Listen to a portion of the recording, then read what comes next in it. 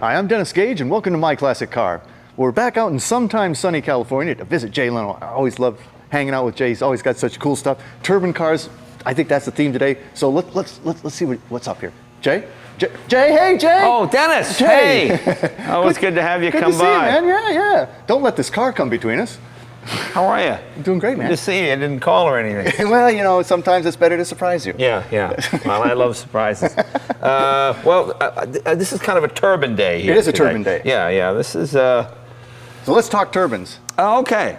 Now, a number of years ago, I showed you the turbine motorcycle. We'll see that in a little bit. But this is the first really practical turbine car, the Chrysler Turbine car from the early 60s, 1962. Chrysler really thought this was going to work. Now, these cars always struck me as looking very Thunderbird. Yeah, because it was the same designer. It was the designer who did the Thunderbird, who did this body as well. And I would say the turbine in this would be equal to maybe a 318 V8. Okay. The advantages are incredibly smooth, no warm-up time, you don't have to change fluids probably ever. They supposedly ran on almost anything. They ran on anything that burns with oxygen. When they took these to France, they filled the tank with Chanel No. 5 perfume. When they went to Mexico, they filled it with tequila. Are you serious? Yeah, no, really. But the interesting thing was, it really was the future. I mean, when you realize that India, China, a lot of countries barely had internal combustion engines. Now, weren't they all this color? They were all this color. This is turbine bronze. There was a great metallurgist named Dr. Roy. Dr. Roy was able to come up with metallurgy that was not aircraft quality, but good enough to do this, to be automotive quality. And these regenerators regenerate the heat, that send the heat around, that help gas mileage, and the filtering system to keep it quiet. You're sucking in so many cubic feet per second. Like this one is really noisy, but this is actually pretty quiet. But here, let's show you. Let's open the hood, and you can see what we're talking about. But even now, when I take people out, they feel like the Jetsons. But that's the engine. That's the engine right there. And this, I mean, this single master cylinder. Jeez. And when we start it up, you'll hear it run.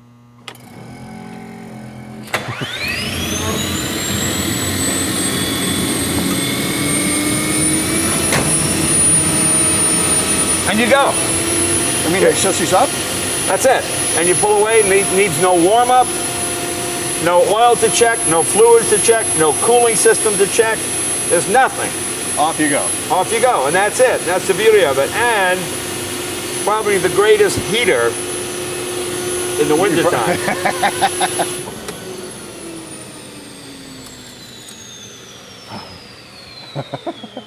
I can't believe you just fired up like that.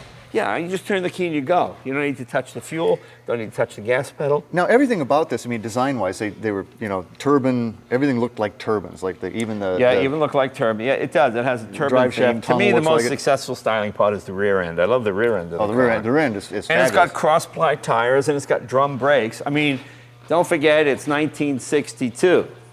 Yeah, this with the thrusters, I mean, Yeah. It's phenomenal. But this was a personal size luxury car, about the size of a Thunderbird. Well, it is. It's the size of a T-Bird. But what a great rear end, man. Yeah, oh yeah. And the styling is fairly conservative when you look at some of the crazy stylings of the early 60s with the big fins and all this kind of stuff. Don't forget, when this was driving around, cars from the 40s were still prevalent on the road. Yeah. You know, big, high, boxy, you know, Humpmobiles and Studebakers and everything else, and big Chevy Fleetwoods and all that kind of stuff. So this was really the future. But would people pay twice as much as a Cadillac for this? Probably not. Probably you know, not. Because again, it wasn't a supercar. It wasn't any faster than a V8. In fact, some of the V8s might have been faster.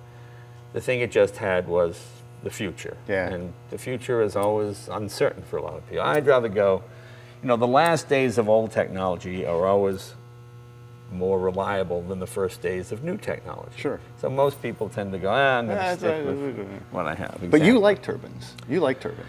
I do like turbines. I think they're a lot of fun. I just like alternative power plants, you know. And actually, we started to build this car because I thought, well, there's no way I'm ever going to be able to get one of the Chrysler Turbine cars, so let's build our own. Build our own. And as always happens, you know, it's like, you never meet any women until you get engaged, you know. Oh, hey, hey. Oh, yeah, all of a sudden you know, everywhere. I'm seeing someone beautiful.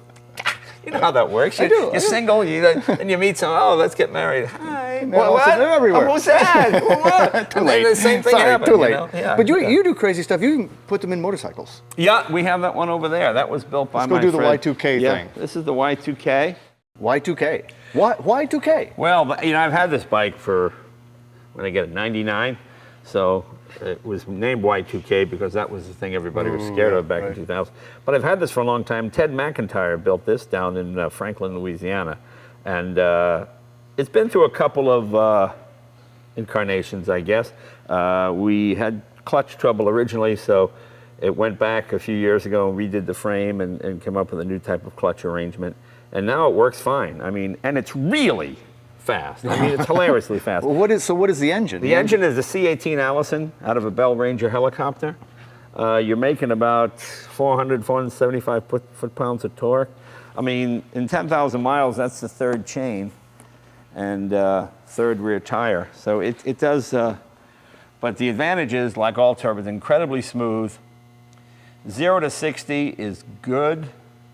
60 on up is crazy. Unbelievable. It's just, because as a turbine builds up, more and more power comes on, you know.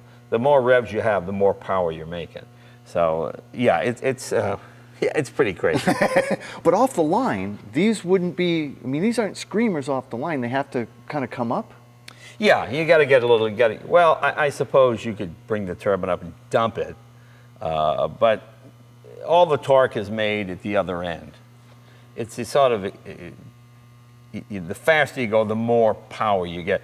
You know, a gas engine will run out of power as you go over your, this will just keep going. Keep going, yeah. Now they're small, they're light. Yeah. There aren't really many moving parts, but they're really, really expensive moving parts. Again, they're expensive moving parts because what these engines come out of, down in the oil fields when they have those helicopters, after so many hours, you got to rehaul the motors or overhaul the motors. Well, it's actually cheaper for the helicopter company to just replace the motor. Just throw it away and get another. Yeah, but that motor, although its air miles are gone, there's tens of thousands of, you know, street miles, because if there's a failure, you stall. You don't fall out of the sky, you know. So that's why you're able to get them fairly reasonably. And do you actually ride this thing? Oh yeah, I've got 10,000 miles on this. I ride this a lot. Not a lot, about 1,000 miles a year, 1,200 miles a year maybe. I mean, it's a lot of fun to ride. And when you're through riding it, you're so relieved. You know, and it shuts the Harley guys right up. You know? Yeah. You pull into a Harley thing. Is that some kind of Japanese? What's that? Oh, jet. Oh, well, okay, fine. Yeah, the Harley guy's kind of, and I'm a Harley guy, so. So it's okay, but he's got a jet too. Yeah, but it's a lot of fun, and again, it's just oddball. It's a complicated answer to a question nobody asked, really. And it's quite light. It's just a shade under 500 pounds. You think it'd be heavy, but you can lift this engine up, one guy, and put it on your workbench. It's not that big. So yeah, definitely not like any other motorcycle you've ever. Oh yeah. Oh yeah. Okay, this is really cool. The Chrysler Turbine's really cool too, but what I came to see is your EcoJet. That's right. You know, the last 3 years you've been check that here, out. we've been working on this, and it's finally done now. We call it the EcoJet because at the time we built it, biodiesel was pretty hot, and we were running it on biodiesel. And the idea was you weren't using any fossil fuels. We have what I call my vegan interior. There's no animal products, no animal leather or anything. Is veggie leather there? Well, yeah. It's a synthetic material. The body is carbon fiber. The whole thing? Yeah. We used a lot of Corvette technology here. We used ZR1 brakes. We used Corvette A-arms. We have a Corvette 4-speed transaxle. We made the transfer case and step-down gears because you can't run a stick with turbines. It just, it doesn't work. And the GM Styling Studios did the styling for us. I mean, it's got a real caddy look to it. Or a lot It does. It was kind of working with it. We tell them what we want, and they'd sketch something. What do you think of this? What do you think of that? So there is some Cadillac influence in here. And the GM design guys were great. And we work with Alcoa Alcoa developed these wheels. This is a new kind of alloy. I think it's out now. But it's interesting because it doesn't dull and it doesn't polish. It just looks like that all the time. Wow. When you get brake dust on it, you just wipe it off and it's shiny underneath. You don't have to ever do anything more than hose these wheels off. It won't water spot. It won't do any of that. And these have got, you know, turbine blade. Yeah, little turbine blade going deal. to it. Yeah, yeah. Here's your exhaust here. We learned our lesson from the jet bike from melting that guy's bumper that time. Yeah. So now we have it going straight up. Yeah. So this is out of one of the big helicopters. And that's it. I mean, that's it. That's the jet that you'd see in that's the one jet of the helicopters. you see in the helicopters, and consequently, we're trying to talk to Bose or somebody to come up with a noise canceling system, but you're pulling in hundreds of cubic feet of air every second, so there's not enough space in here to have filters. It just suck everything in. So that's why we use headphones to communicate when we're in the car. I mean, it's not that loud, but it's loud. Pretty loud. Yeah, if you're a car enthusiast, it's not that loud. If you're driving with your wife, I hate this car. I hate this. Would you say, honey, I can't hear you? Yeah, well, that's one of the advantages. Well, I'm sorry. And that might, my brother, well, whatever it is. But anyway. And is this the intake for the whole thing? That's an intake up here, yeah. That's one, and that's sucking that's one intake. This is another intake. There's one on each side here. I mean, that's a lot of air that has to go through some fairly small areas to supply that engine. It's not a problem. But don't forget, you're open all underneath, so you're pulling it every which way. Yeah. As you can see, she's all carbon fiber. And you had this molded here in this country? Or did you yeah, have to go this to was England, done at a place called Metal Crafters down in Fountain Valley. They have an autoclave down there. And this body is all one piece. It just sort of sits on the chassis. And can't weigh much. No, it's pretty light, although when you got 70 gallons of fuel, it gets heavy. Does this go through fuel pretty quick? Yeah, I mean, you're looking at, it's how many gallons per hour. You're looking at 8 gallons, maybe 9 gallons per hour.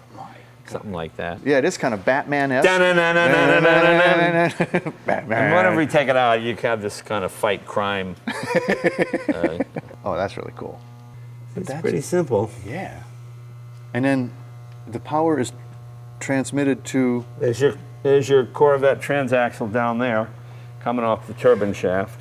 Wow. Well, can we take it out? Let's take it out. Hey. I'm down with that. 15% we introduce fuel. Ooh, I heard something. Let's go.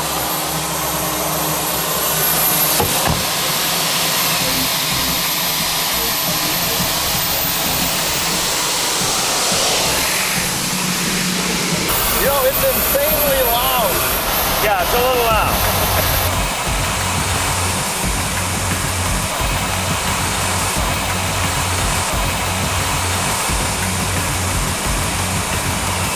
There's probably a stereo in this car is useless. Yeah. But I got a stereo. I noticed that.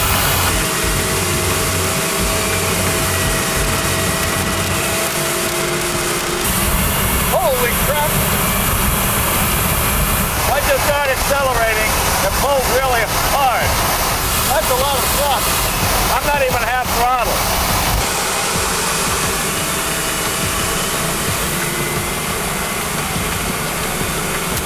I've never seen more cell phone cameras. I know, it's funny, isn't it?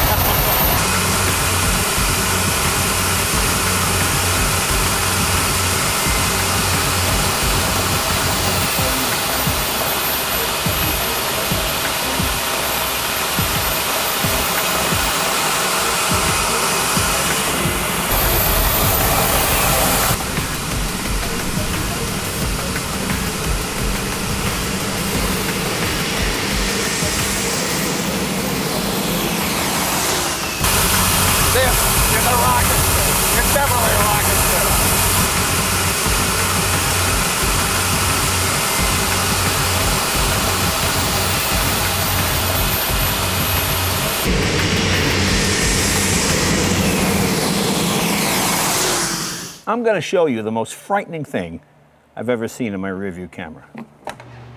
So until our next meeting, remember, honor the timeless classics. I'm Dennis Gage. Happy motoring.